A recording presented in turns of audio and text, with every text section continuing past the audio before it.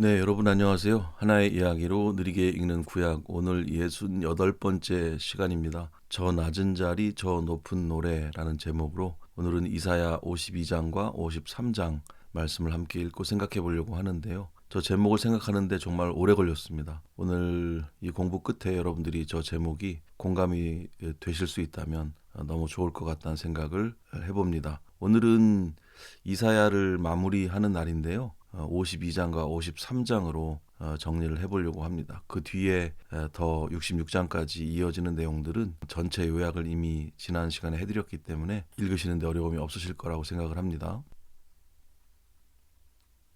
이사야서의 구속사적 흐름 속에서 오늘 우리가 다루려고 하는 본문의 그 위치를 좀 찾아보려고 하는데요. 어디쯤인가 하면 제2 이사야의 마지막 부분쯤이 되겠습니다. 지난 시간에 설명을 드린 내용이긴 한데요. 첫 번째는 39장까지 제1 이사야 이렇게 분류가 되죠.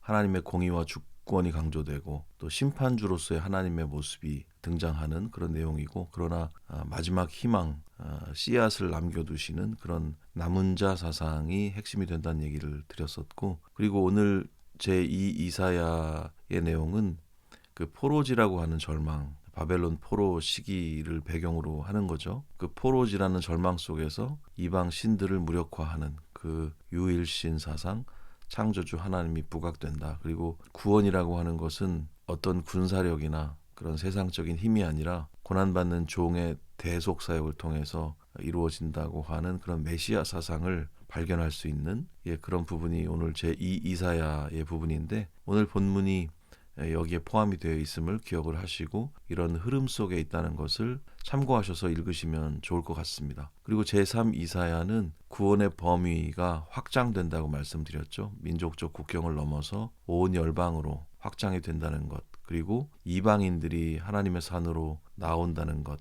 그런 그림을 이상적으로 보여주고 있습니다. 그래서 누구나 구원받을 수 있음에 대한 그런 보편성에 대한 이야기를 여기서 해주고 있고, 또 새하늘과 새 땅이라고 하는 그 우주적 재창조의 이야기, 이런 것들을 주제로 하는 그런 비전을 보여주는 그런 부분이 제3 이사야의 부분이 되겠습니다. 이번 공부에서는 이 부분을 본문으로 읽지는 않는데요. 여러분들이 읽으실 때 이 부분, 이 내용을 참고하셔서 전체적인 맥락을 파악하시면서 읽으시면 훨씬 읽기가 편하실 것 같다는 생각이 듭니다.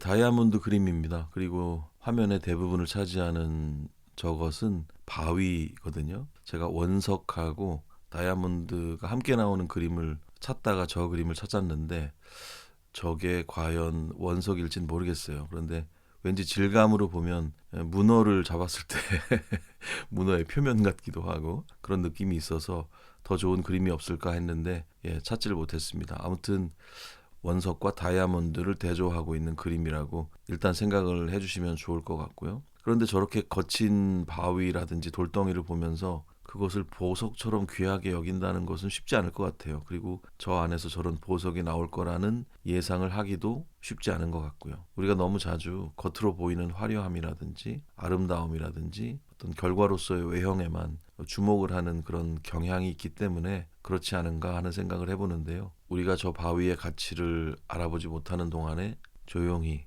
잠잠히 빛을 준비하고 있을 그 아름다움의 실체에 대한 그런 생각을 저 그림을 보면서 오늘 해보게 되었습니다. 오늘 이사야 52장, 53장의 의미와 굉장히 긴밀하게 연결이 될 만한 이미지로 저 그림을 찾은 거니까요. 한번 여러분들이 이 공부의 끝에 저 그림을 한번 다시 떠올리실 수 있으면 너무 감사할 것 같습니다. 고난받는 종의 모습이 보이는데 그는 누구고 왜 고난을 받는지, 그리고 그 안에 숨겨진 아름다움은 무엇인지, 이런 질문들 함께 가지고 오늘의 본문으로 들어가 보도록 하겠습니다. 이사야 52장 1절에서 3절 말씀 읽으면서 시작을 해보겠습니다. 시온이여 깰지어다 깰지어다 내 힘을 낼지어다 거룩한 성 예루살렘이여 네 아름다운 옷을 입을지어다 이제부터 할례받지 아니한 자와 부정한 자가 다시는 네게로 들어옴이 없을 것임이라. 너는 티끌을 털어버릴지어다 예루살렘이여 일어나 앉을지어다. 사로잡힌 딸 시온이여 내 목에 줄을 스스로 풀지어다. 여호와께서 이와 같이 말씀하시되 너희가 값없이 팔렸으니 돈 없이 속량되리라. 이 하나님께서 바벨론 포로지에서 깊은 절망의 잠에 빠져 있던 이스라엘 백성들을 향해서 다급하고도 강력한 목소리로 외치시는 그 음성을 듣게 됩니다. 시온을 향해서 어서 깨어나 힘을 내라고 하시고 거룩한 성 예루살렘을 향해서 주저앉아 있던 티끌을 털어버리고 일어나서 왕의 자녀다운 아름다운 옷을 입으라고 명령을 하고 계시죠. 지금 백성들은 나라를 잃고 포로가 돼서 낙심과 절망의 먼지 속에서 뒹굴고 있는 상황이지만 하나님은 이제 그 절망의 자리를 끝내시겠다고 선언을 하고 계신 겁니다. 왜냐하면 하나님께서 그들을 속량하시기로 결정하셨기 때문이에요. 3절에 속량이라는 단어가 나옵니다. 가알이라고 적혀 있는데요. 이 뜻은 가까운 친족이 대가를 지불하고 종이 된 형제를 건져내거나 혹은 또 빼앗긴 기업, 땅 이런 것들을 되찾아주는 법적인 의무를 뜻해요. 우리가 룻기를 읽으면서 이 내용도 한번 살펴본 적이 있습니다. 이스라엘은 자신들의 범죄로 인해서 바벨론에 값없이 팔려갔지만 하나님은 아무런 대가도 요구하지 않으시고 친히 그 사람들의 거룩한 구속자가 돼 주셔서 자유를 주시겠다고 선언을 하고 계신 거예요. 우리의 구원은 인간의 공로, 우리들의 노력이 아니라 하나님의 전적인 은혜로 시작된다는 사실을 기억하셨으면 좋겠습니다.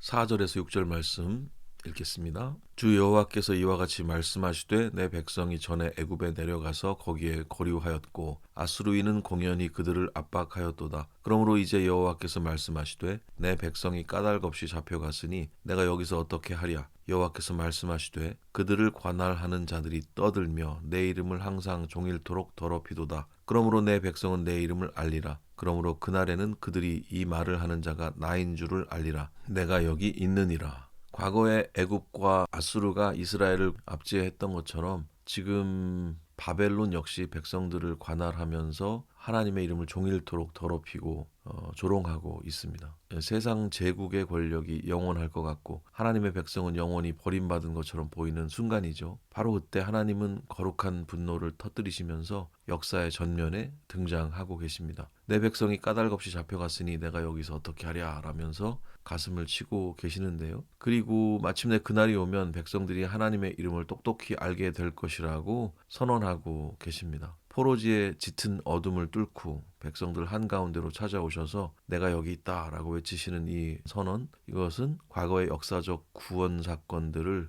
떠올리게 해주는 것 같아요. 그리고 절망에 빠진 공동체를 향한 가장 확실한 구원의 신탁으로 느껴집니다. 내 백성이 까닭없이 잡혀갔으니 라는 구절이 특별하게 보입니다. 왜냐하면 까닭이 없지 않았죠. 이들의 죄악 때문에 심판을 받아서 저렇게 된 걸 우리 다 알고 있습니다. 너도 알고 나도 아는 상황인데 하나님이 저렇게 말씀하신다는 것이 굉장히 큰 은혜로 모두에게 다가오지 않을까 하는 생각이 들고요. 저 문장이 여러분들을 혼란하게 만들지 않았으면 좋겠습니다. 하나님의 은혜에 대한 그런 수사로 여러분들이 잘 이해하실 수 있으면 좋겠습니다.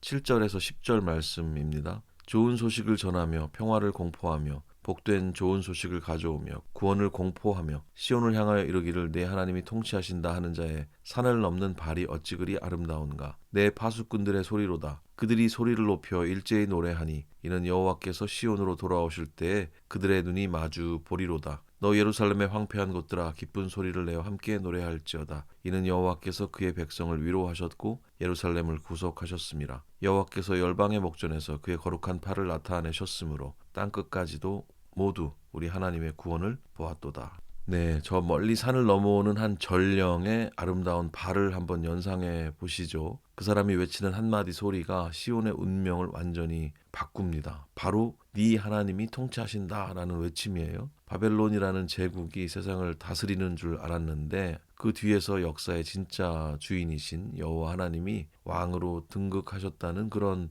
선포라고 볼 수 있겠어요. 이 구원의 소식은 당시 제국주의적 지배 질서 그리고 폭력적 체제 이런 것들을 전면적으로 거부하고 해체해버리는 그 위대한 해방의 복음이 됩니다. 원래 복음이라는 단어가 왕이 새롭게 왕위에 올랐을 때 그 알리는 그 소식을 복음이라고 했다고 하거든요. 그렇게 볼 때 이 위대한 해방의 복음, 악한 왕이 물러나고 선한 왕이 즉위했을 때 그것이야말로 해방의 복음이라고 얘기할 수 있지 않을까 싶습니다. 이 모습을 예루살렘의 파수꾼들이 눈과 눈을 마주 보면서 목격하고 무너진 또 황폐한 폐허 속에서 일제히 기쁨의 찬송을 터뜨리고 있습니다. 10절에 하나님이 거룩한 팔을 나타내셨다고 하는데 여기 하샤프라는 단어가 적혀 있습니다.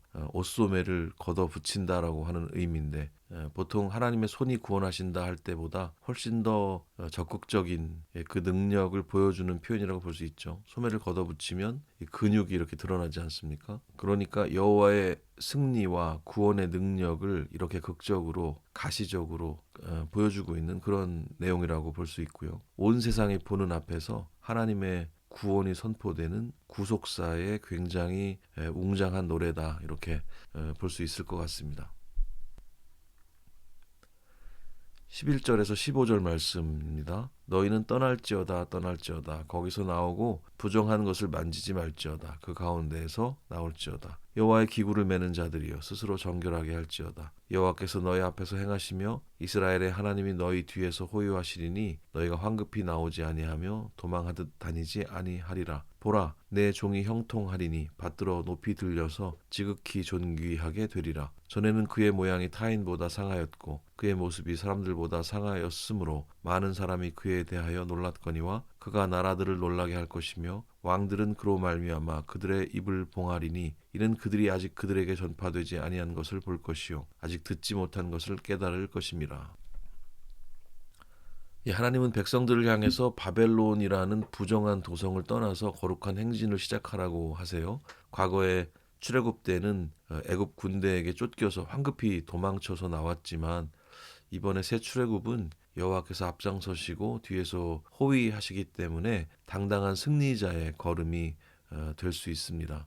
그런데 바로 이 위대한 구원의 행진 한가운데에서 하나님은 느닷없이 한 종을 소개하고 계세요. 보라 내 종이 형통하리니 지극히 존귀하게 되리라. 여기서 형통은 야스킬이라는 단어로 적혀 있는데요. 그 돈을 많이 번다는 뜻이 아니고 일이 잘 풀린다 뭐 이런 의미로 쓰였다기보다는 하나님의 구원 계획과 우주 질서를 깊이 통찰하고 지혜롭게 수행한다는 그런 뜻으로 볼 수 있습니다. 그런데 반전이 있어요. 이 종의 모습이 사람이라고 부르기 민망할 정도로 너무나 처참하게 상하고 일그러져 있어서 처음에 사람들은 고개를 돌릴 수밖에 없는 상황입니다. 그런데 그 비참하던 종이 높이 들려서 존귀하게 될 때 이 온 세상의 왕들은 신적 주권 앞에서 충격을 받아서 입을 다물지 못하게 될 것이라고 기록을 하고 있죠.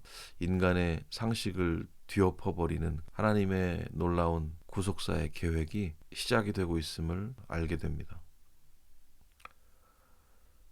53장으로 넘어갑니다. 1절에서 3절 읽겠습니다. 우리가 전한 것을 누가 믿었느냐? 여호와의 팔이 누구에게 나타났느냐? 그는 주 앞에서 자라나기를 연한 순 같고 마른 땅에서 나온 뿌리 같아서 고운 모양도 없고 풍채도 없은즉 우리가 보기에 흠모할 만한 아름다운 것이 없도다. 그는 멸시를 받아 사람들에게 버림받았으며 간고를 많이 겪었으며 질고를 아는 자라. 마치 사람들이 그에게서 얼굴을 가리는 것 같이 멸시를 당하였고 우리도 그를 귀히 여기지 아니하였도다. 53장으로 넘어오면서 고백의 주체가 우리라고 하는 공동체로 바뀌었음을 보게 되는데요. 우리가 전한 소식을 도대체 누가 믿을 수 있겠습니까? 라면서 탄식을 합니다. 그들이 믿을 수 없었던 이유는 하나님의 구원의 팔이 너무나도 뜻밖의 연약한 모습으로 나타났기 때문이거든요. 그 종은 주님 앞에서 자라나는데 웅장한 백향목도 부족할 판인데 인간의 조건으로는 생명이 절대 표현할 수 없을 것 같은 그런 연한 순 같고 또 마른 땅의 뿌리 같은 모습으로 보인다는 겁니다. 외모에서는 어떤 카리스마나 풍채도 없고 우리가 흠모할 만한 아름다운 조건이란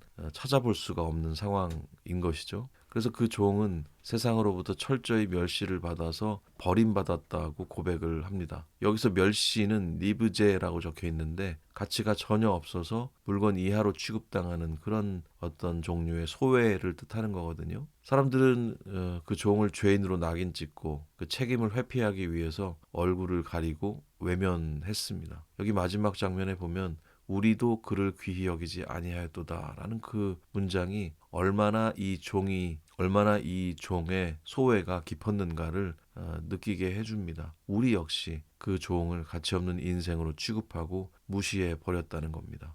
인간의 지독한 영적 무지, 이것을 고스란히 폭로하는 장면인데요. 본문 안에서도 이해를 해야 되겠지만 우리 삶의 자리에서도 외모, 형체, 그럴듯한 멋에 몰입하고 있는 우리들의 관심에 대해서 조금 돌아볼 필요가 있겠다 하는 생각을 해봅니다. 유명하고 핫하고 이런 것들을 너무 따라다니다 보면 화상을 입을 수 있습니다. 여러분 조심하셔야 돼요. 그래서 정말 진실이 무엇인가, 약하고 소박해 보이고 그럴듯해 보이지 않는 어떤 것들, 그 안에 있는 정말 대단한 가치와 아름다움을 발견하는 그런 시각들이 우리들 안에 있었으면 좋겠다는 생각을 더불어 해보게 됩니다.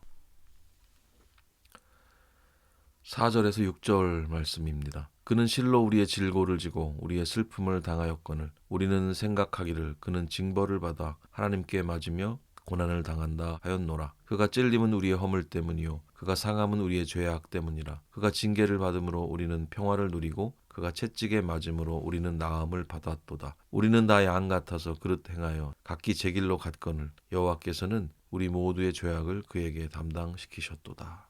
예, 바로 여기가 이사야서 전체 심장 복음의 정점, 이렇게 말할 수 있는 부분입니다. 이 공동체는 드디어 영적인 눈을 뜨고 그 종이 당한 고난의 진짜 이유를 깨닫게 되죠. 그가 찔리고 부서진 진짜 이유는 다름 아닌 우리의 허물과 죄악 때문이었다는 거죠. 여기서 허물에 해당하는 패샤라는 단어는 단순한 실수가 아니라 왕이신 하나님의 주권에 전면적으로 대항한 그 심각한 반역을 의미하는 거예요. 이 반역죄를 가리킵니다. 우리가 마땅히 이 반역죄로 처형을 당해야 되는데 그 종이 대신 징계를 받아 주심으로 우리에게 참된 평화, 샬롬이 찾아왔다는 거예요. 대속의 치유가 우리에게 임했다는 겁니다. 우리의 본질에 대해서 6절이 얘기해주고 있죠. 미련한 양 같아서 목자의 음성을 버리고 각자 자기가 왕이 돼서 제멋대로 걸어갔던 사람들, 그게 우리의 본질이라는 거죠. 그런데 여호와 하나님께서 그 지독한 우리 모두의 죄를 다 끄집어내서 죄 없는 그 종의 어깨 위에 완전히 쏟아 부으셨다는 겁니다. 이 거룩한 대속이 바로 우리를 살린 구속사의 핵심이라고 말할 수 있는 거예요.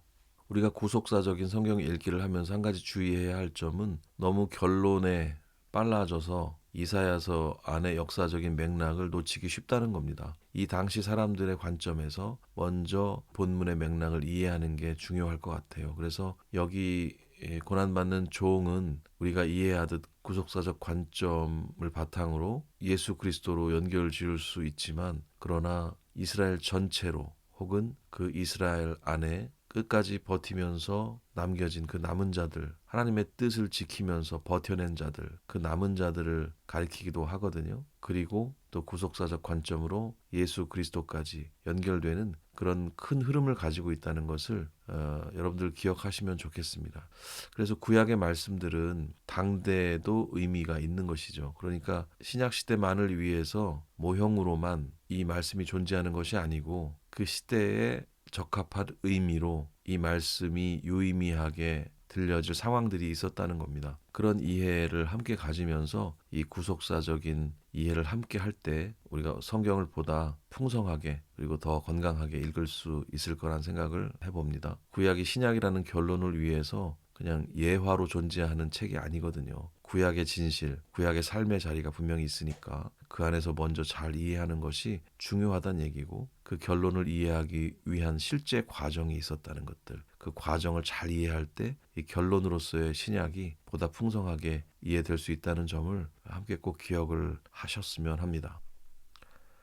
7절에서 9절 말씀입니다. 그가 곤욕을 당하여 괴로울 때에도 그의 입을 열지 아니하였으며 마치 도수장으로 끌려가는 어린 양과 털 깎는 자 앞에서 잠잠한 양같이 그의 입을 열지 아니하였도다. 그는 곤욕과 신문을 당하고 끌려갔으나 그 세대 중에 누가 생각하기를 그가 살아있는 자들의 땅에서 끊어짐은 마땅히 형벌받을 내 백성의 허물 때문이라 하였으리요. 그는 강포를 행하지 아니하였고 그의 입에 거짓이 없었으나 그의 무덤이 악인들과 함께 있었으며 그가 죽은 후에 부자와 함께 있었도다. 고난을 대하는 종의 태도는 인간의 상식을 완전히 뛰어넘습니다. 억울하게 고초를 당하고 괴롭힘을 당하는 순간에도 그 종은 자기를 변호하거나 세상을 향해 저주를 퍼붓지 않고 철저하게 입을 닫으셨습니다. 마치 도살장으로 걸어 들어가는 어린 양처럼 폭력 앞에서 폭력으로 맞서지 않고 신적인 공의에 자기를 맡겨드리고 묵묵하게 그 고난을 온몸으로 받아냅니다. 제대로 된 변호 한 번을 받지 못하고 사법살인의 심판을 받으면서 사형장으로 끌려갑니다. 그 폭력적인 사회 속에서 어느 누구도 저 청년의 죽음이 내 죄 때문이라고 가슴을 치면서 생각한 사람은 없었을 거예요. 그 종은 단 한 번도 폭력을 행사한 적이 없었고 그 입에 거짓이 없었던 완벽히 죄가 없었던 사람이었지만 세상은 그 고대근동의 수치스러운 매장풍습에 따라서 그 종을 악인들의 무덤과 부자의 묘실에 던져 버렸습니다. 철저히 소외당한 종의 비참한 종말이 여기 그려지고 있어요. 분명히 이 본문을 대할 때도 우리는 예수님의 이미지가 강력하게 떠오르지만 이사야 시대의 이 본문의 의미가 가리키는 역사적 상황들은 무엇일까에 대해서도 함께 꼭 고려를 하셔야 합니다. 이 부분이 쉽지 않은 부분이지만 성경 읽기의 균형을 위해서 반드시 필요한 생각들입니다. 오늘의 마지막 단락입니다. 10절에서 12절 말씀이에요. 여호와께서 그에게 상함을 받게 하시기를 원하사 질고를 당하게 하셨은즉 그의 영혼을 속건제물로 드리기에 이르면 그가 씨를 보게 되며 그의 날은 길 것이요 또 그의 손으로 여호와께서 기뻐하시는 뜻을 성취하리로다. 그가 자기 영혼에 수고한 것을 보고 만족하게 여길 것이라. 나의 의로운 종이 자기 지식으로 많은 사람을 의롭게 하며 또 그들의 죄악을 친히 담당하리로다. 그러므로 내가 그에게 존귀한 자와 함께 몫을 받게 하며 강한 자와 함께 탈취한 것을 나누게 하리니 이는 그가 자기 영혼을 버려 사망에 이르게 하며 범죄자 중 하나로 헤아림을 받았음이니라. 그러나 그가 많은 사람의 죄를 담당하며 범죄자를 위하여 기도하였느니라. 인간들의 불의한 재판은 종을 무덤에 가뒀지만 구속사는 여기서 끝나지 않고 반전이 일어납니다. 이 모든 고난의 배후에는 하나님의 원하심이 있었어요. 종의 생명이 죄를 속하고 또 깨어진 공의의 권리를 배상하는 그 거룩한 속건제물, 그 히브리어로 아샴이라고 하는데요. 그 속건제물이 되어서 제단 위에 바쳐지자마자 생명의 역사가 일어납니다. 이 종은 그런 고통을 넘어서 새 창조의 열매들을 되돌아보면서 구원받은 우리들의 얼굴을 보면서 만족해하고 미소를 짓는다. 이렇게 이해해 볼 수 있을 것 같고요. 자기를 버려서 사망 권세를 깨뜨리고 범죄자 중에 하나로 그렇게 누명을 쓴 그런 상황을 다 겪어내면서 끝까지 우리를 위해 중보기도를 올렸던 그 종의 순종이 마침내 하나님 나라의 완전한 재창조, 완전한 승리로 구속사를 완성하게 된다. 이렇게 이해할 수 있는 본문이 되겠습니다. 퀴즈를 통해서 이제 오늘 이사야 1, 2장의 의미를 확인해 보려고 하는데요. 오늘은 오늘 등장했던 단어들 중심으로 그 의미를 한번 찾아보는 그런 시간을 가져보려고 합니다. 첫 번째 문제, 이사야 52장 3절에 등장하는 단어 속량의 구속사적 배경과 의미를 가장 올바르게 설명하는 것은 무엇인가요? 1번, 개인이 도덕적으로 선한 공로를 많이 쌓아서 스스로 죄의 신분에서 벗어나는 종교적 행위를 뜻한다. 2번, 고대근동의 외교 관리에 따라 전쟁 포로를 맞교환하기 위해 국가 간에 지불하는 정치적 협정 자금을 의미한다. 3번, 가까운 친족이나 고엘이 대가를 대신 지불하고 종된 형제를 건져내거나 기업을 되찾아주는 법적 의무를 뜻하며 하나님이 백성들의 친족이 되셔서 조건 없이 자유를 주시겠다는 대속의 은혜를 예표한다. 4번, 바벨론의 왕이 이스라엘의 종교적 열정에 감동하여 아무런 대가 없이 성전 기구들을 돌려주는 일시적인 선심성 조치를 의미한다. 이 가알 고엘 제도에 나오는 단어인데 성경에 여기뿐 아니라 룻기에도 등장을 하죠. 정답은 3번이 되겠습니다. 이렇게 세 줄씩이나 써놓고 정답이 아니면 아쉽겠죠. 이 의미 잘 파악해 두시면 좋을 것 같습니다. 2번 문제입니다. 문제가 길어요. 이사야 53장 5절에서 그가 찔림은 우리의 허물 때문이요 그가 상함은 우리의 죄악 때문이라고 고백할 때 구약 신학적 관점에서 허물의 본질적인 의미 그리고 고난받는 종의 대속을 바르게 연결한 것은 무엇입니까? 이런 질문인데요. 인간이 일상생활 속에서 무심코 저지르는 사소한 예절의 실수나 문화적 차이에서 오는 오해를 뜻한다. 2번 왕이신 하나님의 절대적 주권과 언약 관계를 정면으로 거부하고 대적하여 일어난 총체적인 반역죄를 뜻하며 우리가 받아야 할 반역의 형벌을 종이 대신 짊어짐으로 평화와 치유가 임했음을 보여준다. 3번 이웃 나라들과의 무역 계약을 성실하게 이행하지 못해 발생한 공동체의 경제적 손실과 손해를 의미한다. 4번 구약의 제사의식 중에서 제물의 흠결을 제대로 확인하지 못해 발생한 절차상의 단순한 누락을 의미한다. 2번을 읽으면서 벌써 움찔했었는데요. 정답은 2번이 되겠습니다. 대적하여 일어났다는 게 기본적인 단어의 의미예요. 우연히 어쩌다가 실수로 그런 게 아니라 의도적 거부라고 하는 겁니다. 그것을 대적한다라고 말할 수 있겠죠. 반역죄를 뜻하는데 이것이 이렇게 구속사적인 종의 대속의 의미로 연결된다는 것 기억을 해두시길 바랍니다. 자, 세 번째 문제, 또 세 번째 단어가 되겠죠. 53장 10절에서 종의 영혼이 바쳐진 속건제물 아샴의 신학적 기능 그리고 그 고난의 결과로 성취되는 구속사적 반전이 무엇이냐라는 질문인데요. 제물을 바친 사람의 이름을 온 세상에 널리 알려 제국의 왕들보다 더 유명한 명예를 얻게 만드는 종교적 보상이다. 2번 인간의 교만으로 인해 훼손된 하나님의 거룩한 권리와 성물의 가치를 법적으로 배상하고 해결하는 제사이며 종의 대속적 죽음을 통해 하나님의 구원 계획이 완전하게 성취되고 수많은 영적 자녀가 태어나는 생명의 역사를 일으킨다. 3번 인간이 스스로 쌓아올린 백향목 같은 문명과 자랑을 더욱 견고하게 보호해달라고 요청하는 기복적인 제사이다. 4번 역사 속에서 억울하게 죽어간 순교자들의 넋을 기리기 위해 공동체가 정기적으로 모여 슬픔을 나누는 추모식이다. 속건제물이라고 하는 것은 여기서 2번의 의미 그리고 구속사적 반전은 이것을 통해서 하나님의 구원 계획이 성취되고 영적 자녀가 태어나는 생명의 역사가 일어난다라고 하는 것, 이런 내용으로 연결이 되겠죠. 생각과 정리의 시간입니다. 오늘 본문의 의미를 우리 삶의 자리로 가져와 보는 시간인데요. 오늘은 질문 형식으로 문제 제기를 해보고 또 우리는 어떻게 살아갈 것인가에 대해서 잠시 생각해 보는 시간 갖도록 하겠습니다. 첫 번째 질문은 내 삶의 주인이 누구입니까? 라는 질문이고요. 어떤 생각을 우리가 해볼 수 있을까요? 우리는 종종 내 삶의 주인이 내가 되어서 내 고집 또 세상의 힘을 의지해서 인생의 그림을 멋대로 그려 나가죠. 그러나 그 결과는 어땠어요? 상처와 얼룩투성이였던 그런 경험들이 아마 있으실 겁니다. 우리 삶의 주인이 누구인지 함께 고백했으면 해요. 날마다 우리 삶의 주인이 누구이신지 고백하면 좋겠습니다. 아침에 눈을 뜨실 때 일어나시자마자 이날의 주인이 하나님이십니다. 나의 삶의 주인이 하나님이십니다. 이렇게 말로 한번 읊조리면서 나의 입으로 한번 읊조리면서 하루를 시작하는 것도 의미 있다고 생각이 들어요. 저도 한동안 그렇게 했었고 가끔 그렇게 해보고 있는데 또 이것이 율법적인 행동이 되면 안 되겠지만 때로 필요할 때가 있는 것 같습니다. 우리의 모든 허물을 담당하시고 채찍에 맞으심으로 평화를 주신 그 고난받는 종의 대속적인 은혜 앞으로 우리가 함께 나아갔으면 좋겠고요. 또 그것이 우리 신앙의 태도가 되겠죠.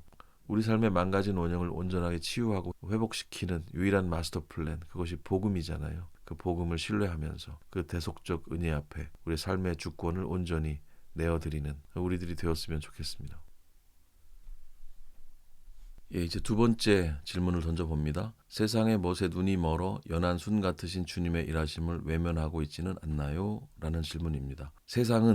여기서 세상은 할 때 우리는 이라고 바꿔 읽어도 괜찮을 것 같아요. 흠모할 만한 아름다움이 있는 자들을 영웅이라고 부르며 추종합니다. 교회 안에서조차 화려한 성공과 외형에 매료돼서 정작 마른 땅의 뿌리처럼 낮고 소외된 곳에 찾아오시는 주님의 발자취를 보지 못하거나 외면할 때가 많이 있는 것 같아요. 외모로 사람을 취하고 조건으로 가치를 매기던 우리의 영적 무지가 있었다면 함께 회개했으면 좋겠고요. 가장 비참한 자의 모습으로 오셔서 제국의 왕들의 입을 막으셨던 그 메시아의 역설적인 지혜를 함께 배웠으면 좋겠습니다. 주님이 우리를 귀하게 여기셨던 것처럼 우리도 일상의 삶의 자리에서 작고 약한 사람들의 이웃이 되어서 여호와의 빛을 정직하게 비추는 그런 삶을 살아갔으면 합니다. 나는 아닌데 이런 생각하지 마시고 우리 삶의 자리를 한번 꼼꼼하게 돌아봤으면 좋겠어요. 작고 약한 것들 안에 숨겨져 있는 그 아름다움을 바라보는 그 눈을 소유하는 우리들이 다 되었으면 좋겠습니다.